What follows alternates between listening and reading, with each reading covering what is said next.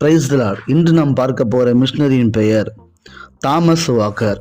இவர் இங்கிலாந்து தேசத்தில் 1859 ஆண்டு பிறந்து இந்தியா பகுதியில் திருநெல்வேலி என்கிற இடத்தில் கர்த்தருடைய ஊழியத்தை செய்துள்ளார். பண்ணை விலை பங்களா.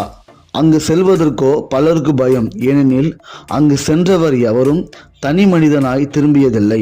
வாழ்வின் ஒளியாம் கிறிஸ்துவை மனிதருக்கு காட்டும் பங்களா அது. அங்கு சென்றவர்கள் கிறிஸ்துவை இதயத்தில் ஏந்தியபடிதான் திரும்ப முடியும். அந்த பங்களாவிற்கு சொந்தக்காரராய் இருந்தார் தாமஸ் வாக்கர். இயேசுவின் தொண்டராய் இங்கிலாந்து நாட்டை விட்டு இந்தியா வந்தார் அவர். திருநெல்வேலியின் திருப்பு முனையாய் தன்னை தியாகம் செய்தார். பேராயர் சர்ஜென்ட் அவர்களுடன் இணைந்து பேரானந்தத்தை மக்களுக்கு அளித்தார். வாழ்வின் உண்மையை எடுத்துரைத்தார். கிறிஸ்தவர்களை எண்ணிக்கையில் உருவாக்காமல் நடமாடும் உண்மை கிறிஸ்தவனாக உருவாக்கினார். வலுவான திருச்சபைகள் வசீகர தோற்றத்துடன் வானளவு எழும்பின. அநேகர் திருமுழுக்கு பெற்று கிறிஸ்துவின் மந்தையில் இணைந்தனர்.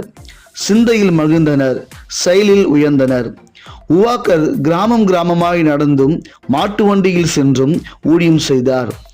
பண்ணவிலை வட்டாரம் அசைந்தது, உயிர் பெற்றது, உயிர்த்தது, எழுந்தது, செழித்து வளர்ந்தது. ஏமி கார்மைக்கல் அம்மையார் ஊழியம் நிலைத்து நிற்க வழி செய்தார் வாக்கர். மிஷனரிகளின் மிஷனரியாக, நற்செய்தி வீரனாக ஓயாமல் ஓடி உழைத்த வாக்கர் திருநெல்வேலி வாக்கர் என்று மக்களால் அன்போடு அழைக்கப்பட்டார். அருமையான வாக்கருடைய வாழ்க்கையில் தேவனுடைய திட்டம் மகிமையாக நிறைவேற்றப்படுகிறது.